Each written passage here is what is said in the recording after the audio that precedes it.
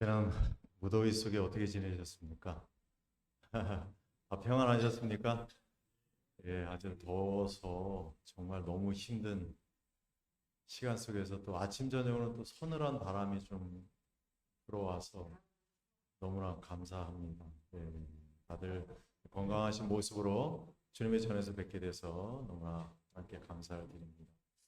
지난번에 지난 설교 때 제가 믿음에 관해서 말씀을 드렸었는데, 거기에 제가 가장 중요한 그 동영상을 제대로 전달해 드리지 못했던 것 같아서 다시 한번 여러분들한테 보여드리면서 좀 짚고 가고자 합니다.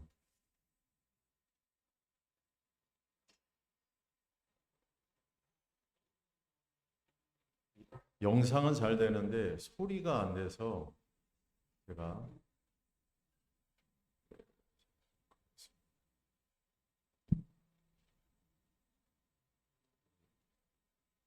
다시 소리가 안 나니까 잠시만요.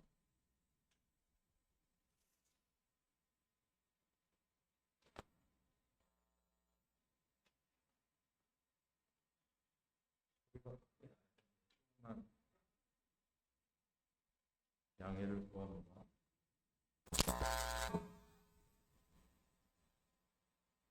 다시 한번 해보도록 하겠습니다.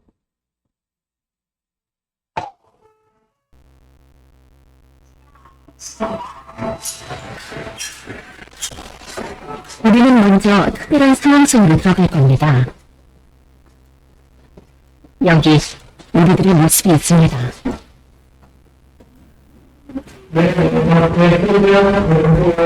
이 대학생들은 시지력에 관한 문제를 풀기 위해 방송국에 왔습니다. 풀제자가 학생들에게 아주 간단한 문제를 보여줍니다. A, B, C 세 개의 선 중 옆에 그려진 X선과 길이가 같은 것은 어떤 것일까요? 그냥 하실 테스트라는 정답은 B입니다. 문제가 너무 쉬운가요? A, B, C 그런데 이방인은 감정이 숨어 있습니다.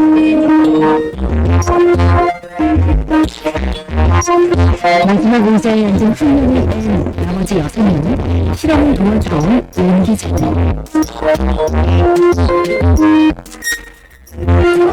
여성분의 관계자는 미리 짠 대로 줄줄이 틀린다고 될 겁니다. 마지막 7번째 의자에 앉은 국민의 실험 참가자.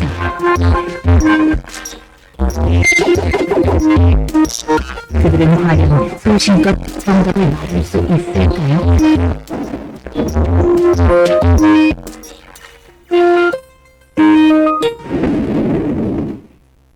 실험이 시작됩니다.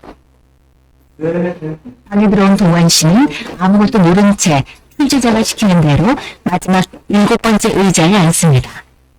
네, 반갑습니다. 자, 여기 A, B, C는 그래프는 있고요. X는 있죠? X분하고 X분하고 이런 거를 우리가 말씀해 주시면 됩니다. 네, 이런 거 너무 쉬운가요? 피식 웃는군요. 그런데 제가 A입니다. A는 다음 정말 A입니다. 다음 정말 A. 이런 정답이 A라뇨? 혹시 잘못 본 건 아닐까요? 정말 이상합니다.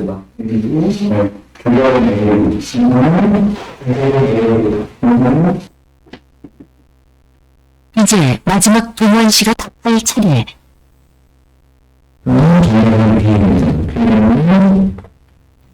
첫 번째는 제대로 답했군요. 갑자기 다음 문제를 뚫어져라 쳐다보는 동환 씨.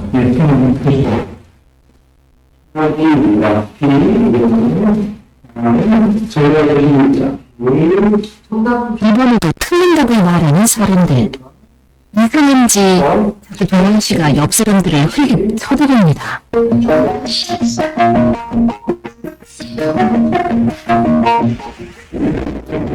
동환 씨가 대답할 차례군요. 6명의 공론자는 미리 짠 대로 일제히 동환 씨를 찾아갑니다.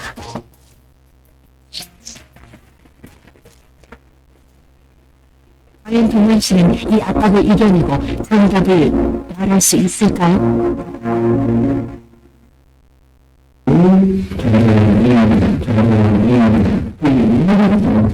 그렇습니다. 동원 씨는 정답이 C라는 것을 알고 있었습니다. 하지만 주변에 휩쓸려 6명과 똑같이 대답하고 맙니다.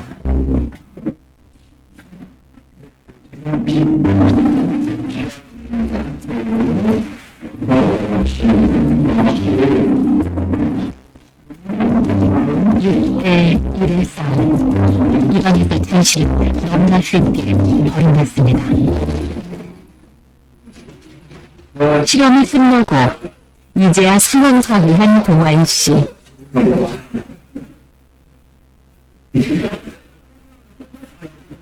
이게 아니면 내일부터 생각하다가 파워 저는 혼자 치게 필요 못 하시는 혼자 가보대가 시작하고 하자 그냥 돌아갔죠. 만약에 혼자가 다른 사람 이야기하면은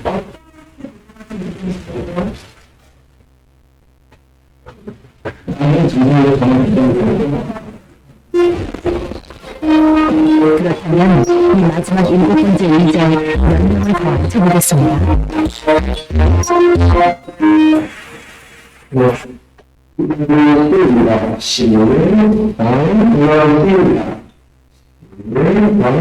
분명히 정답은 B인데 얼굴에 황당하다는 표정의 스티는군요. 그런데 순간은 점점 다가오고 정답은 C입니다.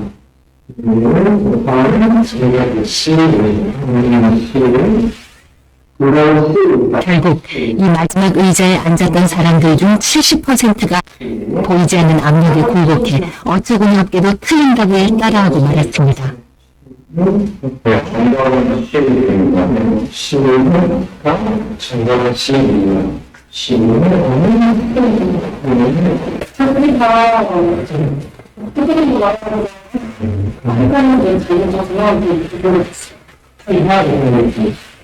제가 있는 것 같고, 그러면 달달한 것 같고, 원래 이틀리아의 얘기들이 다른 사람하고 있으니까, 되게 치열하게 있으니까, A가 맞는다고는 다른 사람은 다 B라고 얘기할 거라고 A라고 얘기할 거라고 얘기하지만 그 사람들이 그 실험실에다 똑같이 내면 그때는 심지어 70% 가까이가 그냥 틀린 답을 얘기하고 끝내버린다. 사람들이 경험으로부터 대세되는 경험을 하게 되면 우리의 뇌에서 언제를 쓰는 거냐면 일찍이 우리가 아픔을 당할 때 활성화되는 그 부위의 활성화가 똑같거든요.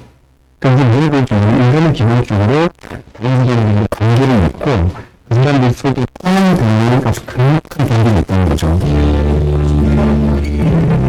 우리는 스스로를 자신만의 원칙과 믿음과 가치관을 가진 이성적이고 합리적인 존재라고 생각하죠. 결국 밖에서 봤을 때 나라면 안 그럴 텐데 라는 생각 자체가 굉장히 오만한 생각일 수 있다는 겁니다. 그 상황에 들어가면 누구나 그럴 수 있습니다. 그게 제일 두려운 거죠. 그게 상황의 힘의 무서움이고요. 잘 보셨습니까? 확실하게 이해하셨죠? 예, 나라면 안 그럴 텐데 하는 그런 생각. 예, 우리가 가지고 있는 믿음 자체가 굉장히 연약할 수 있다는 사실입니다. 내가 가지고 있는 상식, 내가 가지고 있는 믿음, 그러한 것 자체가 만약에 내 목숨을 위협하는 그런 위험한 상황 가운데 또 수많은 사람들이 자기들이 가지고 있는 가치관과 그 믿음에 내가 반대되는 편에 서야 된다고 할 때에 과연 우리는 믿음을 가지고 정확한 내 목숨을 내놓을지언정 믿음을 고수할 수 있겠냐는 거죠. 그렇지 않다는 것입니다. 절대로 우리가 우리의 믿음을 과신해서는 안 된다는 거예요. 그래서 다시 말씀드리지만 우리가 필요한 건 무슨 믿음이다? 예수 믿음이다. 예수 믿음을 가진 자만이 야곱의 환난과 그 마지막 관문을 통과할 수 있다는 사실을 말씀드리려고 합니다. 그를 마치고요. 제가 이제 오늘 설교에 대해서 말씀드리려고 합니다. 제가 오늘 말씀드릴 설교는 제목은 보이십니까? 아니 다 보이시네요. 자 보이시네요. 예. 그러면 요건 어떻습니까? 조금 더 잘 보이시죠? 예, 요건 어떻습니까? 예, 잘 보이세요? 아 이건 어떻습니까? 예, 이건 어떻습니까? 제가 오늘 말씀드리고자 하는 것은 작은 것입니다. 작은 것이 미치는 영향에 대해서 말씀드리려고 합니다. 아가서 2장 15절에 보면은 우리를 위하여 여우 곧 포도원을 허는 작은 여우를 잡으라. 우리의 포도원에 꽃이 피었음이니라. 예, 말씀하셨습니다. 우리를 위하여 여우 곧 포도원을 허는 작은 여우를 잡으라 라고 말씀하셨어요. 왜 잡으라고요? 우리의 포도원에 꽃이 피는데 여우가 위험이 된다는 사실이에요.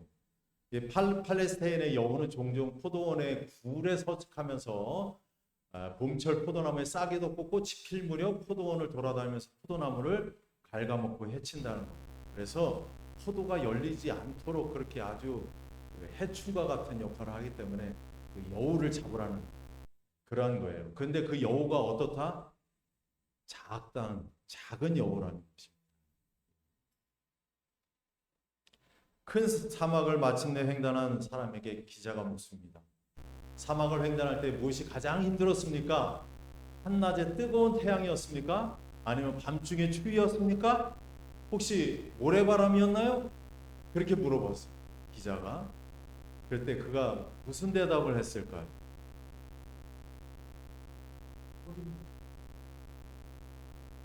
예, 나를 가장 힘들게 한 것은 내 신발 속에 있는 작은 모래였습니다.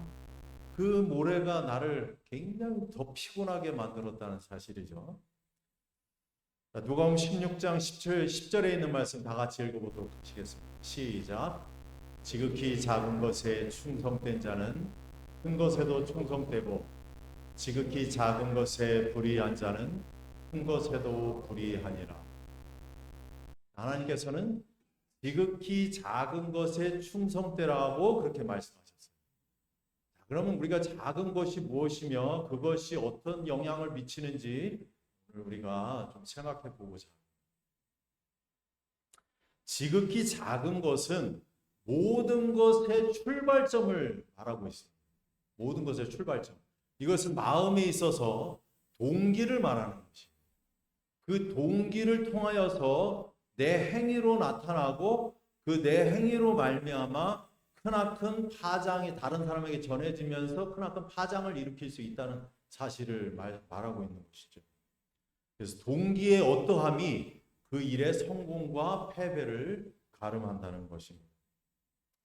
생애는 주로 위대한 희생과 놀라운 업적으로 이루어지는 것이 아니고 작은 것들로 이루어진다. 우리 생애에 주목할 만한 가치조차 없는 것처럼 보이는 작은 것들로 말미암아 큰 선이나 악이 초래되는 수가 너무도 허다하다. 습관이 꼴지어지고 품성이 잘못 형성되는 것은 작은 것들을 통하여 우리에게 오는 시험들을 견디지 못하기 때문이다. 치료봉사에 있는 말씀입니다. 아무리 사소할지라도 생애의 모든 행위는 선한 일이나 악한 일에 관련이 있다. 가장 작은 의무처럼 보이는 일에 성실하거나 태만한 그것이 인생의 가장 부요한 축복이나 가장 큰 재난으로 향하는 문을 열어놓을지도 모른다. 작은 일이 뭐라고요? 작은 일이 품성을 시험한다. 작은 일들로 인해서 내 품성을 시험한다는 것입니다. 사소한 배려, 곧 작고 단순한 예절은 생애의 행복에 크게 기여하며 이것들을 게을리할 때는 적지 않은 불행을 초래하게 됩니다. 그러니까 그 작은 것이 결국은 우리 생애를 망치거나 또한 성공으로 이끌 수 있다는 사실을 말씀해 주고 계십니다. 자동차를 배우는데 제가 한 번은 이제 제가 예전에 K5 아니 K7 차를 타고 다녔잖아요, 그죠? 근데 타고 다니다가 이제 이거를 팔아야 되겠다 해서 이제 그 자동차를 이제 딜러를 불러서 이제 팔게 되었어요. 그래서 모든 이제 필요한 서류와 그런 모든 것들을 이제 다 건넸습니다. 근데 마지막으로 하는 검사가 있어요. 뭐냐면 이제 전화를 합니다. 이제 차를 조회를 해요. 그래서 조회를 하는데 조사해 보니 내가 3만 원짜리 범칙금 하나를 안 낸 것이었어요. 만약에 그걸 안 내게 되면 이 차가 매매되는 것이 무효가 돼요. 그래서 내가 3만 원을 내야 돼요. 그래야지 명의 이전이 되는 것입니다. 만약 우리가 하늘에 들어가고자 할 때에 해결되지 않은 아주 작은 죄가 드러난다면 우리는 하늘에 들어가지 못한다는 것이죠. 그래서 작은 것이 얼마나 중요한 것인지를 제가 계속 여러분들에게 말씀드릴 겁니다. 누군지 아십니까? 록펠러입니다. 록펠러. 록펠러는 미국에서 굉장히 아주 유명한 부자였어요. 석유 왕으로 어마어마한 부를 축적한 그러한 부자입니다. 록펠러 광장도 있고 록펠러 센터도 있고 미국에 가면 뉴욕에 가면 있습니다. 근데 이 사람은 고등학교를 중퇴를 했어요. 중퇴하고 처음으로 휴일앤 터들사의 격리 직원으로 채용이 돼요. 그런데 그 석유 회사에 처음 입사했을 때 학력도 견본치 못했고 기술도 없던 터라 그 석유통 덮개에 자동 땜질이 잘 되는지 그걸 지켜보는 일을 그가 맡은 임무였어요. 거기에 이제 그게 자동으로 땜질이 되는데 거기에 이제 땜질 그 액체가 그게 몇 개나 떨어지는지를 그거를 이제 잘 되는지를 확인하는 것이었어요. 그런데 그가 가만히 그거를 세 보니까 39방울이 떨어지면 땜질이 된다는 것을 이제 유심히 지켜봤어요. 그런데 치밀한 그 계산을 통해서 보니까 38방울만 떨어져도 그게 땜질이 잘 된다는 것을 알게 되었던 거죠. 그래서 그것을 발견하게 됐고 그것을 시정을 해가지고 그것을 조절했을 때 엄청난 돈을 1년에 절약할 수 있었다는 사실. 5억 달러, 연간 5억 달러, 6,500억의 절감 효과를 냈다는 것이죠.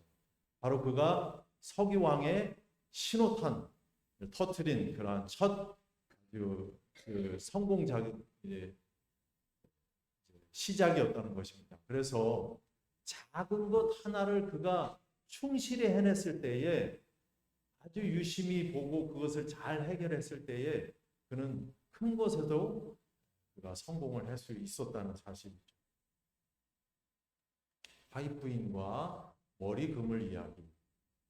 여러분 머리 그물이 뭔지 아세요? 여자분 사모님들은 아실 텐데 집사님들 머리 그물 아시죠?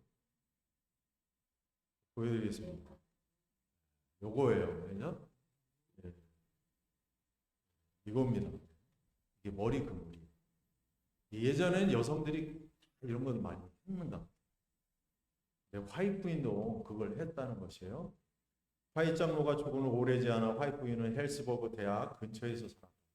몇 명의 젊은 숙녀들이 학교에 다니는 동안 그의 가정에서 머물렀다.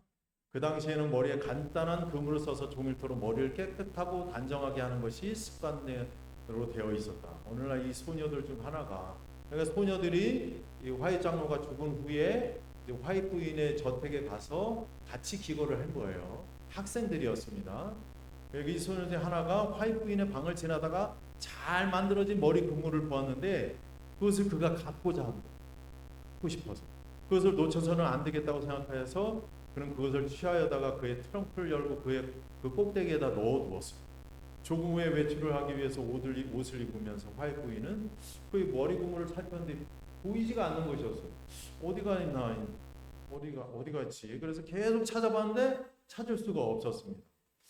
그래서 사람들에게 이제 물어보는데 자기 집안 사람들에게 물어보는데 아무도 말을 해주는 사람이 없었어요. 그래서 하루쯤 지나서 학생의 방을 지나가는데 마음속에 트렁크를 열어라는 음성이 들리는 것이었어요. 트렁크는 그의 소유가 아닌데 남의 가방을 함부로 열어볼 수는 그렇잖아요. 그죠? 아무리 학생들 거라 할지라도. 그래서 열고 싶지 않았어요. 근데 두 번째 다시 와이프의 마음속에 트렁크를 열어라는 그 음성이 들렸어요. 그래서 이게 하나님께서 내게 말씀하시는구나. 그래서 생각해서 거기 가서 그 트렁크를 열어봤어요. 그랬더니 자기의 머리 그물이 거기 있는 것이었습니다. 그렇지만 그것을 가져오지 않고 다시 닫았어요. 그 저녁에 이제 다 같이 모여 있는데 다시 한번 그 머리 그물에 대해서 아는 사람이 있는지를 물었어요. 아무도 안다고 얘기를 안 하는 것이었어요. 그래서 며칠 후에 와이프인이 저수를 하던 것을 멈추고 잠시 쉬고 있는데 아주 짤막한 묵시를 받은 거예요. 그는 한 소녀의 손이 머리 그물을 석유 등잔 속에 떨어뜨리는 것을 본 것입니다. 그물은 불길에 닿자마자 어떻게 돼요?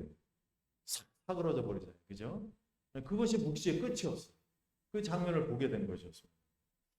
가족이 다시금 다시 모였을 때에 와이프인은 머리 그물을 없어진 것을 다시 한번 강조하면서 말하였으나 자복하는 사람이 없었고 그것을 어디에 있는 것을 아는 것 같지도 않았어요. 좀 후에 와이프인은 그 젊은 여성을 불러내서 천사의 음성에 대해서 그에게 말을 하고 그가 그 트렁크 속을 본 것과 또한 짤막한 묵시를 본 것을 얘기를 해줬어요. 그때서야 그녀는 자기가 그 그물을 훔쳤다는 것을 자백을 했고 그 다음에 그것을 결국엔 태워버렸다는 것까지 자백을 하게 되었습니다. 하나님께서 미리 보여주신 것이었어요. 그 소녀는 하나님 와이프인과 하나님 앞에서 자기가 한 일을 뉘우치고 회개를 하였습니다. 자, 여기가 중요해요. 우리는 머리 그물쯤 하나 가지고 주께서 관여하시고 염려하시기에는 문제가 너무 사소하다고 생각할지 모른다. 그러나 그것은 도둑맞은 물증의 가치보다 그거 뭐 하찮잖아요. 그거 뭐 별거 아니잖아요. 그 가치보다 훨씬 더 중요한 문제였다는 것이죠. 여기 제7일 안식일 예수 재림교회 교인인 젊은 여자가 있었다.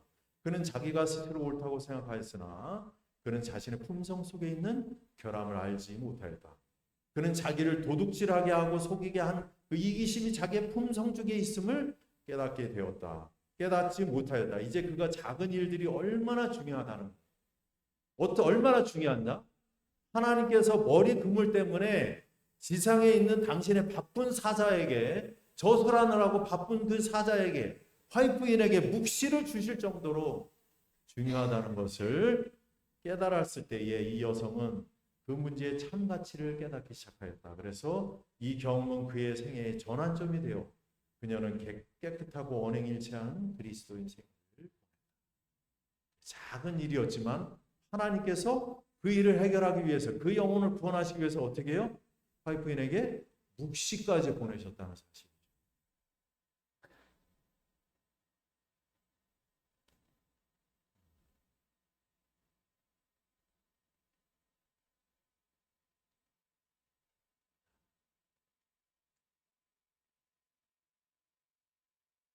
온 인류를 타락시키고 멸망에 이르게 만들고 결국 하나님이 인간으로 오셔서 나무에 매달려 죽게 한 죄는 뭐 엄청난 큰 살인을 저지르고 안역으로 인해서 시작된 것이 아니라 바로 아주 사소하고 작은 일이라고 여겨지는 먹는 것에서부터 시작됐다는 사실.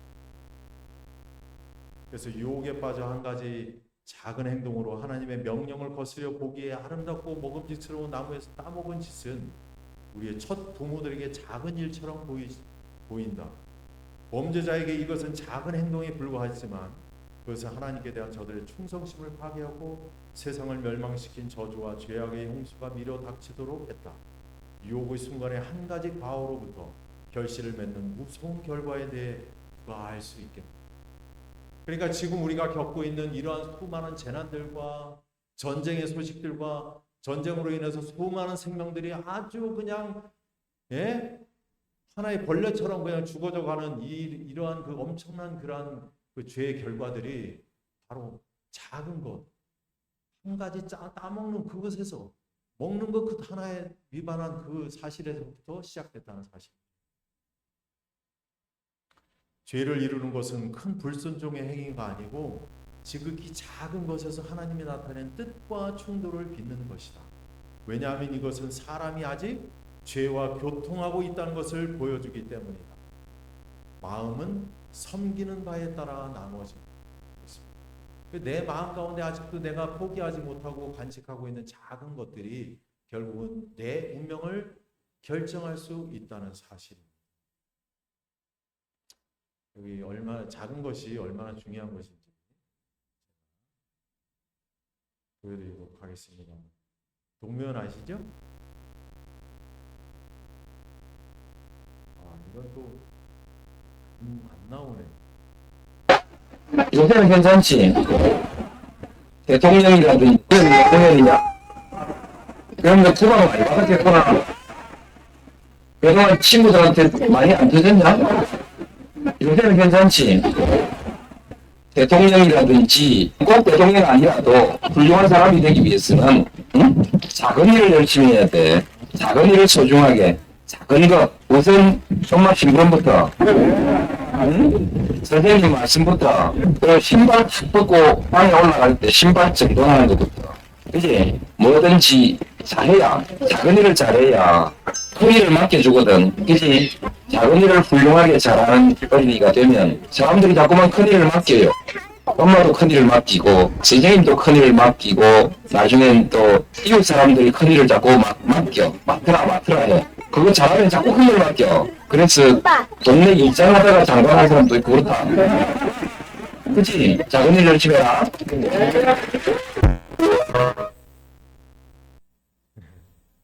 세상 일에도 작은 일이 중요해요.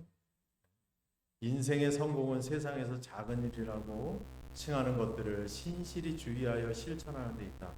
조그마한 자선의 행위, 또한 조그마한 극기의 활동, 사람에게 도움이 되는 간단한 말, 조그마한 죄를 경계하여 감시하는 것. 이것이 곧 무슨 신앙이라고요? 그리스도교 신앙이다 라고 말씀하시고 계십니다. 그러니까 내 마음 가운데 있는 작은 결정, 내가 할 수 있는 작은 일을 충실히 함으로써 하나님께서는 그것들을 크게 보신다는 사실이죠. 그것이 그리스도교 신앙이라는 것입니다. 어떤 내가 앞에서 설교를 잘하고 내가 앞에서 노래를 잘하고 내가 사람들에게 엄청나게 큰 교회에서 봉사를 하고 사람들 앞에 드러나는 어떠한 선행을 하고 그것이 중요한 게 아니라는 사실이에요. 아주 작은 것, 나 혼자 있을 때에 내 마음 가운데 일어나는 어떠한 그 마음의 그 틈새, 그것이 굉장히 중요하다는 것을 말씀드리고 계십니다. 세상에 일을 하는데도 작은 일이 중요하다. 하물며 6,000년의 구속 사업에 종지부를 찍을 우리들은 왜 작은 일을 소홀히 하는 것일까? 매일의 생활을 시작하기 전 새벽 시간을 정하여 드리는 진정한 기도, 그때의 주의 저 뜻을 알고자 간절한 마음으로 펴는 말씀 하나하나, 남모르게 하는 작은 친절, 친절한 따뜻한 말 한마디, 무심코 내뱉은 한마디 말, 이러한 작은 행동들이 나의 구속과 내 가족의 자녀의 구원에 큰 영향을 미친다는 사실을 왜 우리는 간과하는 것일까? 우리가 집에 들어가면은 교회에서 딴판 생활에 행동했던 것과는 딴판으로 행동하는 사람들이 많이 있습니다. 저부터도 그러한 것들을 많이 할 때가 있어요. 제가 이 설교를 준비하면서 정말 많이 뉘우치게 되고 내 마음속에 무엇이 있는가 다시 한번 뒤돌아보는 시간이었습니다. 주께서는 당신의 사업을 위하여 반드시 가장 큰 재능을 가진 사람을 하시는 것이 아니라 그분께서 잘 쓰실 수 있는 사람들을 택하신다라고 말씀하셨습니다. 그분을 위하여 즐겨 일하고 희생할 마음을 품고 낮은 위치에서도 신실히 자신의 의무를 다할 것 같으면 그분은 때가 되면 그들에게 더 큰 책임들을 맡기실 것이다. 그랬습니다. 그래서 교회에서 맡겨주는 작은 것 한 가지, 그 자기의 직분들을 충실히 행하고 그것들을 내 온 봉사에 내 온 신경을 다해서 그런 것들을 하게 될 때에 정말 주님께서는 그들에게 그 작은 일을 충실히 행함으로써 점차 그것보다 더 큰 일들을 행하실 수 있도록 하나님께서 나를 훈련시키는 그 시간이라는 사실을 우리 모두가 명심하시길 간절히 바라겠습니다. 여러분, 요셉이 단번에 그가 국무 총리의 그 애굽의 그 큰 나라의 총리가 된 것이 아니라는 사실이죠. 그가 감옥 속에서 또한 보디발의 그가 종으로 있으면서 그가 한 작은 빚질 하나 또한 그가 주인을 위해서 성실히 떠다 바치는 그 물 한 것을 통해서 그는 국무총리로서의 일을 시행할 수 있는 훈련을 받고 있었다는 사실입니다. 그는 매일 아침, 여기서 그는 누구냐면 예수 그리스도, 여러 시간 동안 아버지와 교통하심으로 하늘의 빛을 사람들에게 나눠줄 준비를 하셨다. 그는 날마다 성령의 새로운 침례를 받으셨다. 날마다 성령의 새로운 침례를 받으셨다. 주님께서는 매일 아침 이른 시간에 일어나셔서 다른 사람에게 나눠주시기 위하여 자기의 심령과 입술에 은혜의 기름을 받으십니다. 여러분, 우리가 안식일날 와서 목사님의 설교를 듣지만 그 목사님의 설교로 일주일 살아가십니까?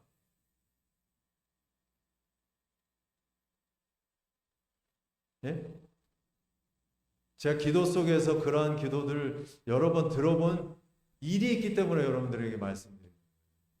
과연 여러분들은 목사님의 설교를 통해서 일주일 동안 살아가세요? 그거는 굉장히 잘못된 거죠. 목사님의 설교로 내 일주일의 신앙생활을 유지한다? 그것은 굉장히 잘못된 거예요.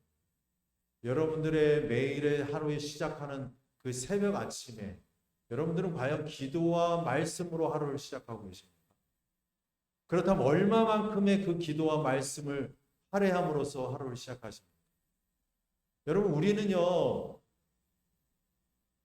정말 11금은 철저하게 우리가 하나님께 드려요. 그죠?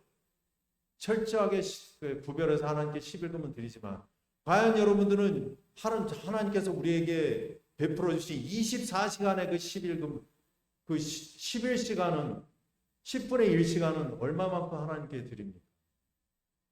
예? 하나님께서 우리에게 매일 은혜처럼 주시는 24시간 중에 과연 우리는 얼마만큼 하나님께 우리의 시간을 쏟아붓느냐. 24시간 중에 10분의 1은 얼마예요? 2시간 반이죠? 그죠? 2시간 반. 과연 2시간 반만큼이라도 하나님께 하나님과의 관계를 회복하기 위해서 우리의 시간 쓰느냐 말이죠. 예수님께서는 하나님의 아들이심에도 불구하고 이 땅에서 그분께서 공생의 사업을 하실 때, 물론 어려서부터도 마찬가지일 것입니다. 그분께서는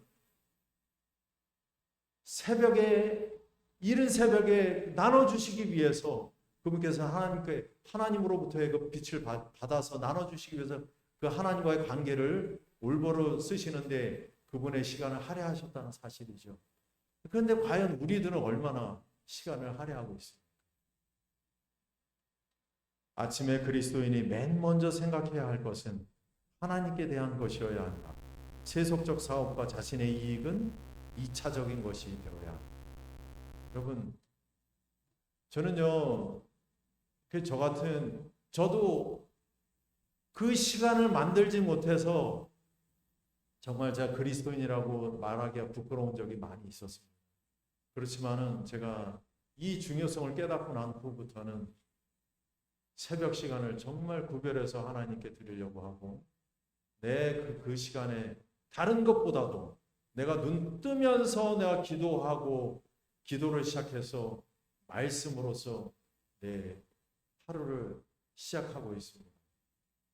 그러할 때에 내 하루의 모든 시간 속에서 내가 아침에 하나님과의 관계 받았던 그 하나님과의 그 말씀, 그 관계를 생각하면서 하루 종일 내 머릿속에서 그 말씀이 되뇌이고 할 때에 성령께서 나를 인도하심을 제가 느끼곤 합니다. 발람의 운명은 유다의 운명과 비슷하였고 그 두 사람의 성격에는 서로 유사점이 있었다. 두 사람이 다 하나님과 돈을 함께 섬기려다가 완전히 실패하고 말았다. 여러분, 발람과 유다는 유사하다 그랬어요. 운명이 또한 비슷하다 그랬어요. 여러분, 발람은 뭐였습니까? 선지자였죠. 나중에 그가 타락했지만 그는 하나님의 선지자였습니다. 유다는 뭐였습니까? 예수님의 제자였습니다. 가장 그 하나님의 총애를 받는 선지자였고, 여러분 선지자는 뭐예요? 직분이 하나님을 대표해서 백성에게 말을 전하는 사람. 그러면 제자는, 예수님의 제자는 뭡니까? 예수님의 가르침을 받아서 사람들에게 전하는 사람. 예, 그렇다면 발람과 유다는 굉장한 그 아주 좋은 위치에 있었지만은 그들은 실패했다는 사실이죠. 왜 그들이 실패하였는가? 발람과 유다 두 사람 다 큰 빛을 받았고 특별한 특권을 누렸다. 그러나 마음속에 푸는 한 가지 죄악이 온 성품을 중독시켜 그들을 멸망에 빠뜨렸다는 사실이에요. 마음속에 품은 한 가지 작은 죄는 점점 품성을 저하시켜 그 고상한 모든 능력을 악한 욕망에 복종시킨다. 양심의 방벽 중 하나를 제거하고 한 가지 악습에 방종하는 것, 고상한 한 가지 의무의 요구를 게을리하는 것은 영혼의 방벽을 무너뜨리고 사단이 들어와서 우리를 타락시킬 길을 열어준다 라고 말씀하시고 계십니다. 하나님께서 우리 각자의 생에 한 사업과 한 목적을 가지고 계십니다. 모든 행동은 아무리 작을지라도 우리의 생애의 경험에 그 자리를 차지한다는 그런 말씀입니다. 우리는 하나님께로부터 오는 계속적인 빛과 경험이 있어야 한다. 우리는 모두 이것이 필요하며 하나님께서는 우리가 그것들을 받고자 하면 받게 되기를 심히 원하신다. 그러니까 매일의 생활 속에서 한 가지 작은 것에서부터 하나님의 말씀을 실천해 보십시오. 그 실천한 그것이 내 품성을 형성하게 되고 그것이 결국 내 운명을 결정하게 되고 구원을 결정짓는다는 사실입니다. 그래서 오늘부터 여러분 결정하시고, 결정하기 힘들다. 인간의 결정은 뭐죠? 작심삼일이라고 그러죠. 그 결정이 이어나가기 힘들 때요, 주님, 제가 주님의 도움을 구하시고 정말 주님께서 내 마음 가운데 이것을 계속해서 나가고자 하는 그러한 갈망을 주시라고 주님께 간구하시기 바랍니다. 마태복음 17장 20절에 보면 작은 것이 남 진실로 너희에게 이르노니 너희가 만일 믿음이 한 겨자씨만큼만 있으면 이 산을 명하여 여기서 저기로 옮기라 하여도 옮길 것이요 또 너희가 못할 것이 없으리라. 저는 이것을 예전에 겨자씨만한 믿음, 그럼 우리는 믿음이 없는 거예요. 이 산을 명하면 저리로 옮길 것이라 그랬는데 나는 믿음이 없다라고 생각을 했어요. 겨자씨만큼도 없다라고 생각을 했습니다. 그런데 제가 다시 한번 원본을 보면서 이것을 읽게 되었을 때 이런 뜻이 있구나라는 것을 알게 되었습니다. 이걸 영어로 된 것을 보게 되었어요. 킹제임스 버전입니다. If you have faith as a grain of mustard seed 라고 말씀하셨습니다. As a grain of mustard seed라고 그랬습니다. 네? 이 말씀은 뭐냐면 겨자씨만큼의 믿음이 있다면, 겨자씨 같은 믿음이 있다면라는 그런 말씀이에요. 아시겠어요? 겨자씨 같은 믿음이 너희가 가지고 있다면 이 산을 명하여 저리로 옮기라 하면 옮길 것이라는 그런 말씀이에요. 그래서 여기서는 양을 따지는 것이 아니라 겨자씨와 같은 믿음을 말하는 거예요. 겨자씨와 같은 믿음. 이게 작아 보일지라도 겨자씨와 같은 믿음은 믿음의 크기가 아니라 믿음의 질을 말하는 것이라는 사실입니다. 믿음의 질.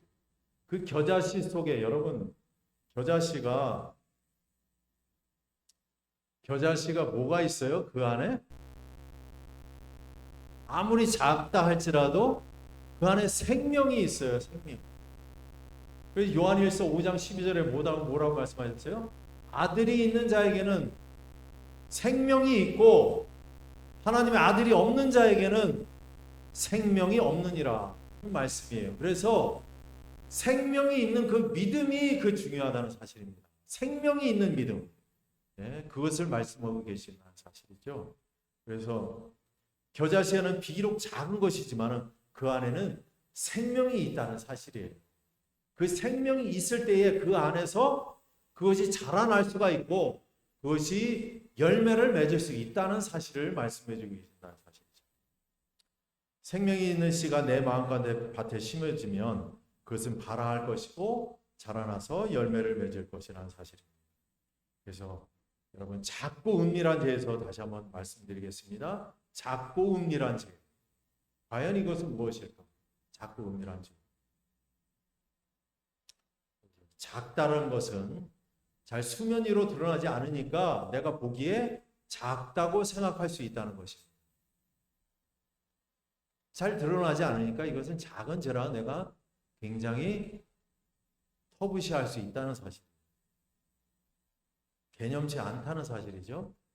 여기 은밀한 죄. 은밀하다는 것은 상대방이 잘 느낄 수 없는 것이기 때문에 은밀한 것으로 표현될 수 있다는 사실.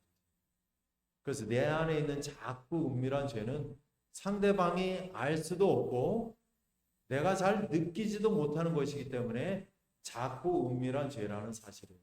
그러나 이것은 굉장히 크다는 사실입니다.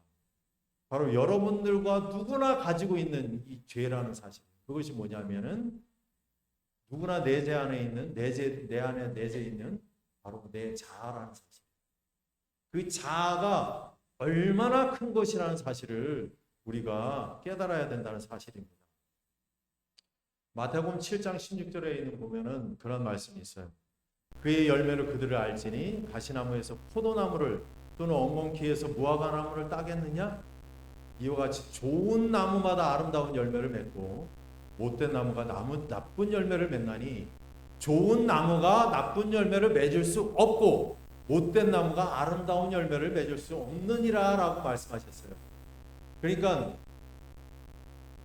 우리 가운데에 좋은 나무가 가지고 있는 사람이 있고 못된 나무를 가지고 있는 사람이 있다는 사실이에요.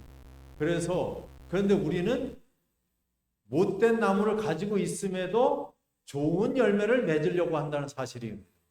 이게 굉장히 중요한 말씀인데 이것에 대해서는 제가 나중에 다시 한번 말씀을 드리도록 하겠습니다. 자, 여기 보시면 마태복음 13장 29절에 주인이 가로되 가만두거라 가라지를 뽑다가 곡식까지 뽑을까 염려하노. 여러분 곡식이 있고 가라지가 있어요.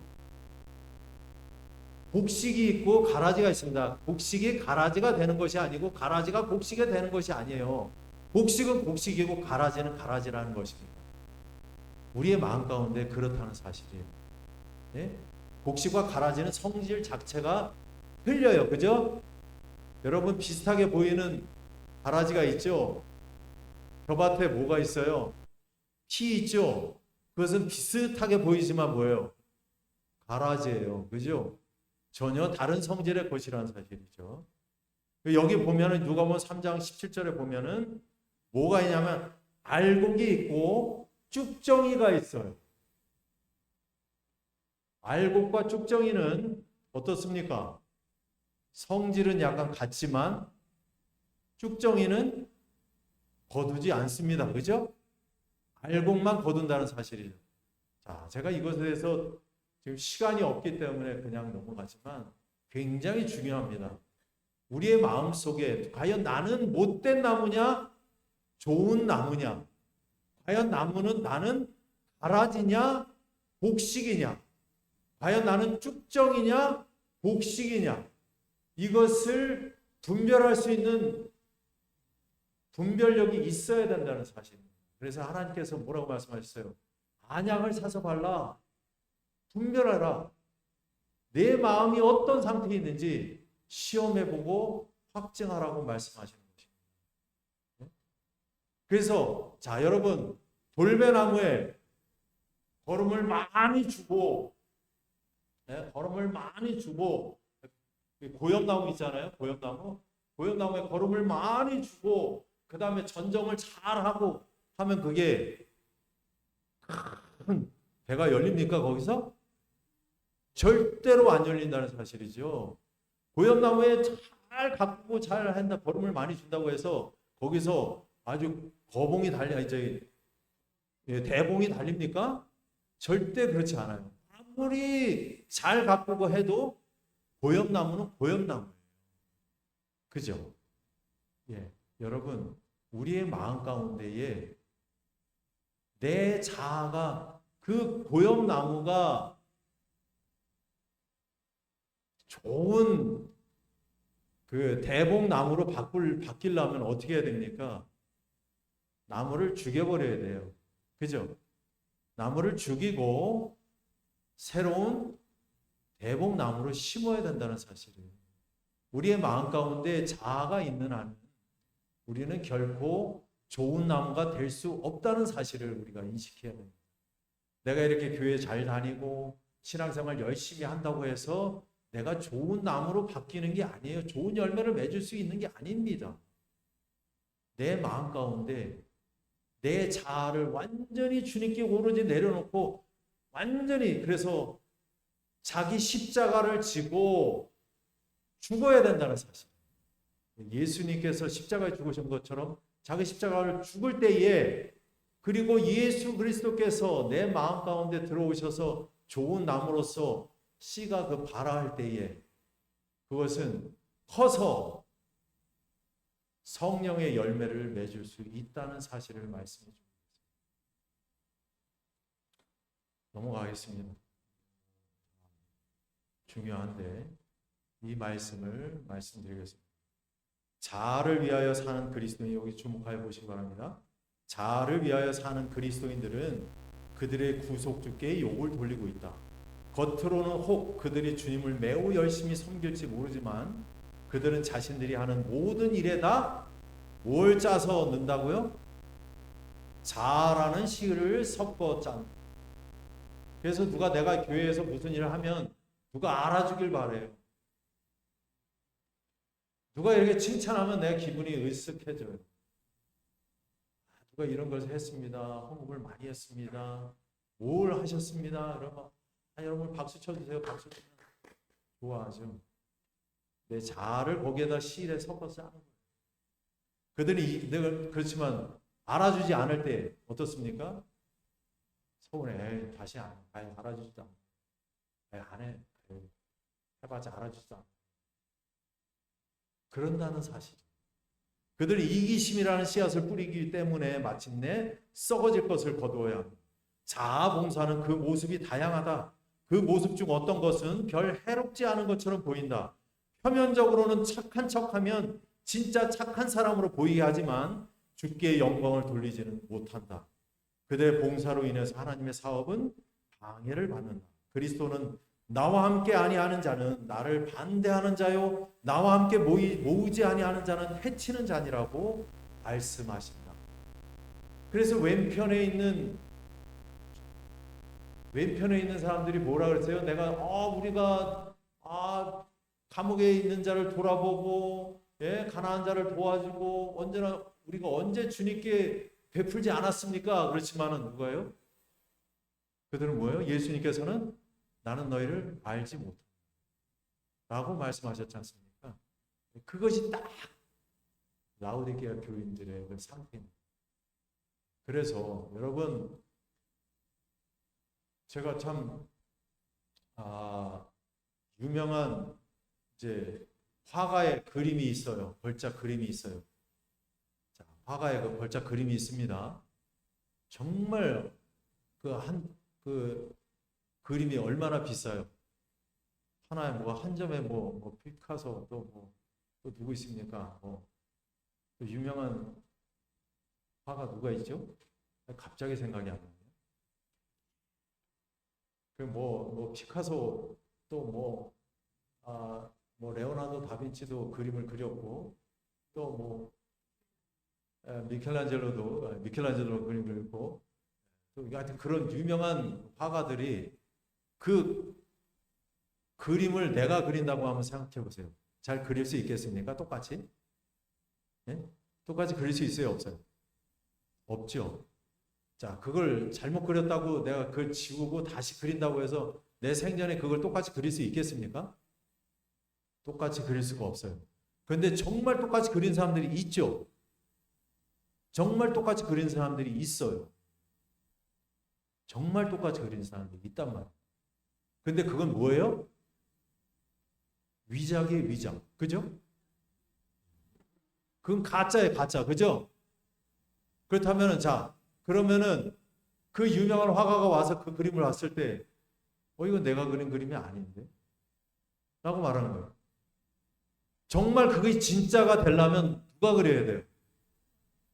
화가가 그려. 그 화가가 그려야 돼요. 그래야 그것이 진짜예요. 그죠? 여러분, 우리가 아무리 우리의 행동으로 내가 그 그림을 그리려고 그러고 평생 그리려고 그러고 내가 미술 대학을 가서 수제로 졸업해서 그걸 그린다고 할지라도 똑같이 정말 누구도 알아보기 힘들게 똑같이 그린다 할지라도 그건 뭐예요? 가짜라는 거예요. 그러면 우리의 마음속에 그리스도의 품성을 내가 만들 수 있다? 절대로 없다는 사실이죠. 누가 만드셔야 된다? 예수 그리스도께서 만드셔야 된다. 그 예수님께서 내 마음 가운데 들어오셔서 계실 때에만 그것이 진짜라는 거예요. 그게 그리스도의 의라는 것입니다. 그 그리스도의 의가 내 마음 가운데 들어올 때 그것이 하나님의 품성이 되는 거예요. 그 품성이 나를 온전히 변화시킨다는 사실이에요. 내 안에 자아의 잔뿌리들을 다 멸하실 수 있다는 사실인 것입니다. 그래서 여러분들 우리의 마음 가운데 무엇이 존재하는가 하나님께서는 말씀해 주고 계십니다. 그래서 여기 굉장히 중요한 말씀인데 시간이 좀 지났지만 양해해 주시기 바랍니다. 요 빨간 글씨에 있는 말씀을 다 같이 한번 읽어보시도록 하겠습니다. 시작. 하늘의 책에는 기회가 주어졌더라면 범했을 죄들도 적혀 있다. 내가 아직 짓지도 않았어, 그 죄는. 그때만 기회가 주어졌더라면 범했을 그 미리 죄, 미리 죄들도 적혀 있다는 사실이에요. 그렇다면은 뭐예요? 내가 행하는 그 결과가 그 죄가 아니고 내 안에 있는 자아가 문제라는 사실입니다. 그것을 말씀해 주고 계셔요. 너희가 믿음에 있는가 너희 자신을 시험하고 너희 자신을 확증하라. 예수 그리스도께서 너희 안에 계신 줄을 너희가 스스로 알지 못하느냐? 그렇지 않으면 너희가 버리운 자니라 그렇게 말씀하시고 계십니다. 마지막에 있는 말씀입니다. 좀 다 같이 읽어보도록 하겠습니다. 시작. 자신의 영혼의 주의를 기울일 시간을 갖지 않는 사람들, 자신들이 하나님의 사랑 안에 있는지 어떤지를 매일 점검해 볼 시간을 내지 않는 사람들, 빛의 통로에다 자신을 둘 시간을 갖지 않는 사람들은 사단의 암시에 관심을 가질 시간을 낼 것이요 결국 사단의 계획에 휘말려 들고 말 것이다. 사단은 작은 쐐기들 박아서 자신을 교묘하게 불어넣는다. 이 쐐기들이 마음의 자리를 잡을 때 우리와 하나님 사이를 멀어지게 합니다. 사단의 그럴듯한 계략이 이 시대의 하나님의 사업에 도입될 것이다. 여러분, 수많은 유혹들과 그러한 것들로 인해서 우리를 공격하고 사단은 우리 마음을 잠시라도 계속해서 틈타려고 노력하고 있습니다. 내가 말씀을 보고 있는 그 순간에도 사단이 틈을 탄다는 사실이죠.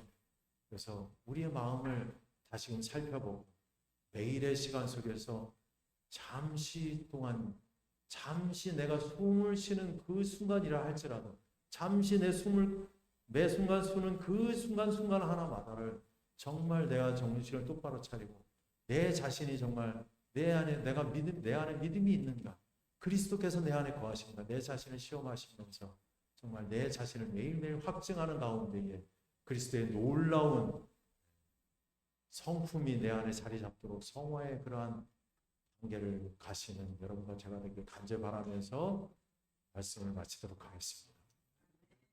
같이 기도하시도록 하겠습니다. 하늘에 계신 우리 아버지, 주님께서 저희들로 하여금 이 마지막 시대에 살게 하심으로써 또한 저희들에게 맞는 기별을 주심으로써 저희를 다시금 살펴보며 우리 자신이 믿음에 있는가, 우리 자신을 시험하고 확증할 수 있는 그러한 우리의 시간들이 될 수 있음을 인하여 감사를 드리옵고 우리의 매일의 생활 속에서 주님께서 우리의 마음 가운데 그 계시도록 우리 자신을 아침에 눈을 뜰 때부터 우리 마음을 문을 열어놓고 예수 그리스도를 우리 마음 가운데 영접함으로써 하루의 온 생애가 주님을 기쁘시게 할 수 있는 그런 우리의 생애가 될 수 있도록 주님 인도하여 주시옵소서. 정말 주님 오실 때는 너무나 가까이 왔습니다. 이 세상은 것에 우리의 눈을 돌릴 그러한 시간이 없습니다. 정말 우리의 마음 가운데 주님의 품성이 온전히 성립될 수 있도록 주님 저희 안에 역사하여 주시옵소서. 이 안식일을 통하여서 정말 우리의 충분한 안식을 주님께서 우리에게 주시길 원하시는 그 안식의 기쁨을 맛보는 우리 모든 문막중앙교회 교우님들이 될 수 있도록 주님 인도하여 주시옵기를 예수 그리스도의 이름으로 간절히 기도드리옵나이다.